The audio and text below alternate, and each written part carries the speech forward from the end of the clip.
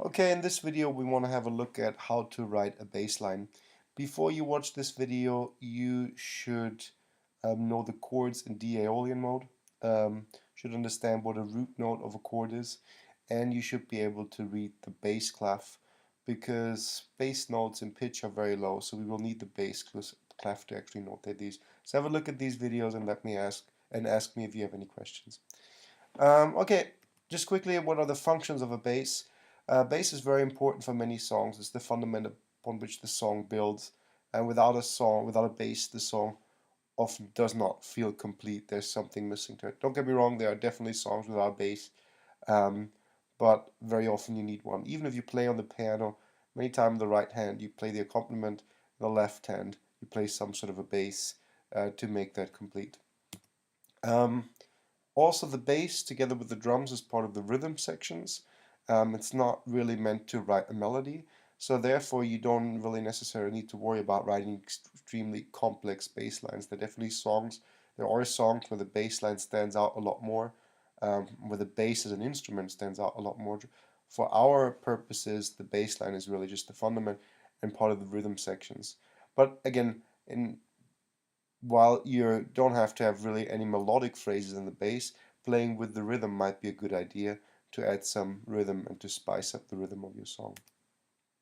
We're going to start to talk about which notes to use when you write a bass line, and we're going to keep it very simple at the beginning, and I think this is what everybody should be able to do. If you're more advanced, then you can imply some of the other things that I will talk about later. It's always a good idea to start with the root note of a chord. This will provide you with a very strong base for the rest of the accompaniment.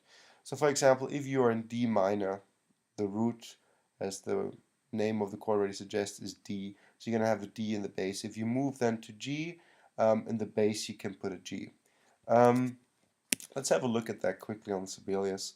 I put down a chord sequence already, very simple one, going from 1 to 4 to 1 to 5 in D uh, minor. This will be D minor, G minor, D minor, and then I actually chose the A major because it creates, for those of you who watched the video on cadences, it creates a bit of a stronger end. I'm using the harmonic and not the natural minor here.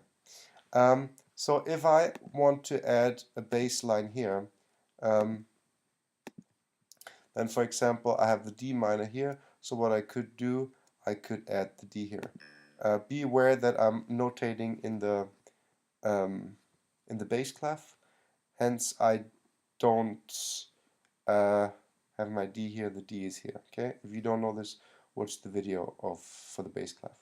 Then I go to G, then I go back to D, and then I go to A. Alright, let's listen to how that sounds.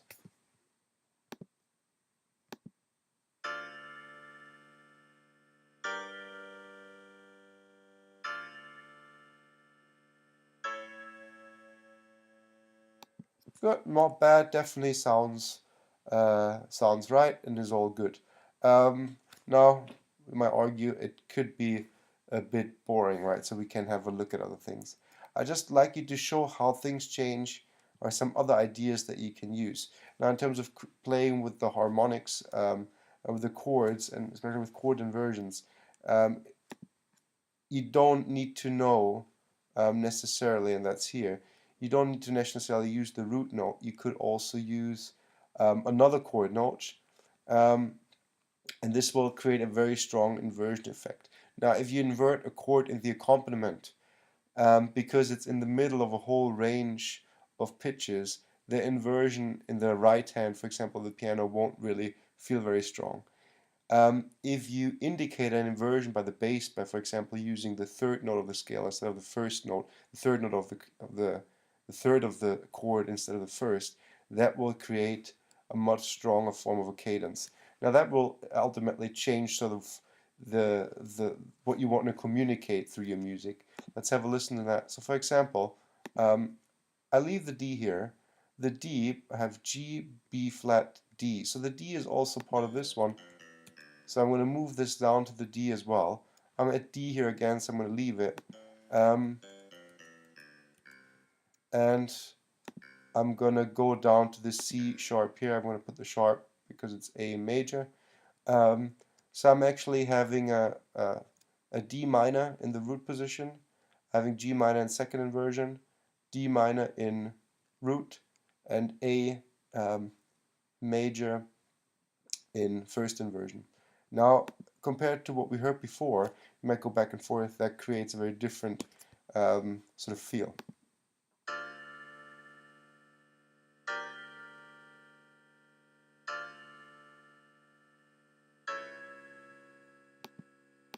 Alright, so since this is, if you watched Cadence, since um, this is my end of my phrase, that's never good on the end of a phrase to end with an invasion, with an inversion. So what I'll do is I'll go down to the A here. Let's listen to that again.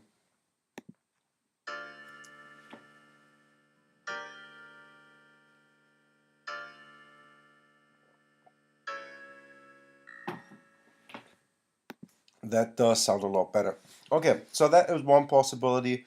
Now, especially when the bass stays at the same one like here, that does create sort of a very, well, no, mellow is maybe the wrong word, but it holds almost something like a slow procession moving along, very, very slow, a lot more calm. It creates a certain atmosphere. So you have to know whether you want to have this or not. I'm going to go back up here. All right, so this is the original that we had. Now, so these are some ideas that you can play around with in terms of what notes to use, but essentially when a new chord starts, you should arrive at a chord note, right? And the easiest way is to go always to the root note. You can't go wrong with that one. That will always sound good. If we look back in the presentation, other notes that we can use are passing notes, and with that we create sort of a walking bass. So you could walk from one note to the next, just very similar to a melody. Let's have a look at that. So we have the D here and it goes up to the G. Now if I make this a half note, I can then walk up to the G by going from D. The next one is an E, the next one is an F, and then to the G. Again, I can do the same here, making this a half note, and then here, because I go back down to the D, I go down F, E, back down to the D, and then let's give this one a try as well, and we go up E, whoops, E, F, G, A. Alright, so now we sort of like, almost like a melody. It does look a bit like a melody too, doesn't it? So you create a walking bass by going from one chord note, from one root note, and it doesn't have to be a root note, it could even be one of the other chord notes, and passing through, and I just used half notes here because that way I don't need to use any chromatic steps to fill it in, but you could do that as well. So let's listen to that, what that sounds like.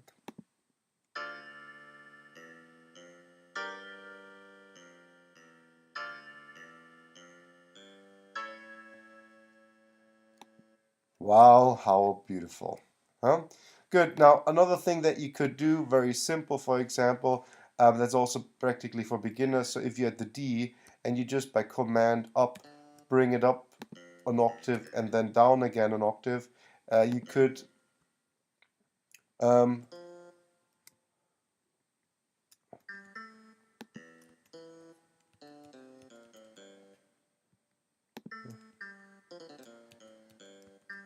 uh, it's a bit high for a bass really, but it does work. So octave jumps sometimes do work too. As there are quite big jumps, they do sound a bit more unsettled, you will hear that, but obviously can create an effect with that.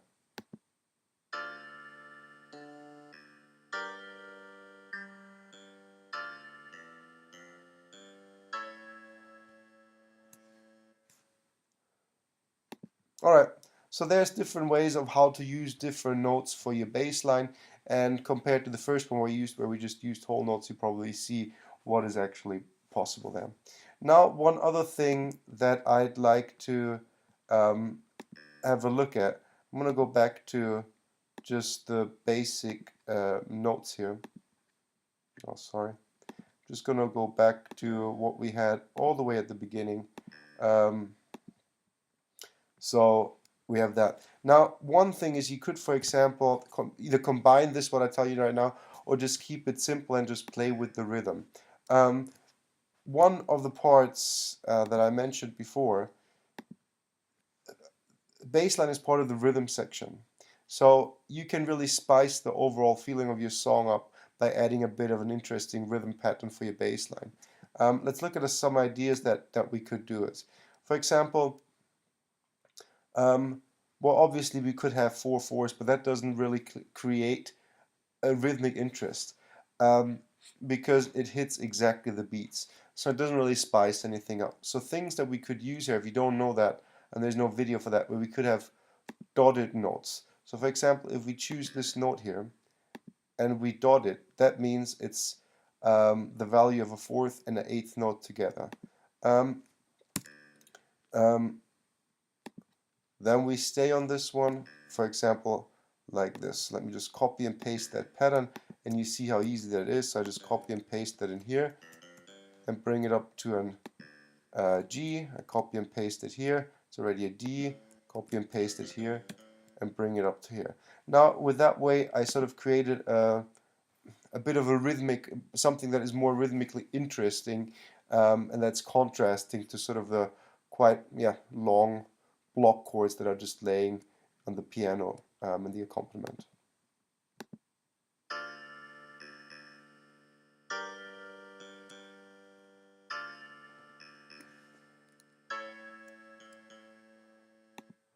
Okay, so these are some ideas, and you can play around and see what works for you here. So play around a bit with rhythm and see what does sound good, what does not sound good. A good idea is also to listen at some songs, listen at the bass lines that other songs use, songs that you like. As I said, very often the bass line is quite simple, but some songs have quite interesting bass lines, and when you listen more closely, you then understand how important they actually are for the song. So play around with this a bit. Again, if you have any questions, please let me know. I'm happy to help.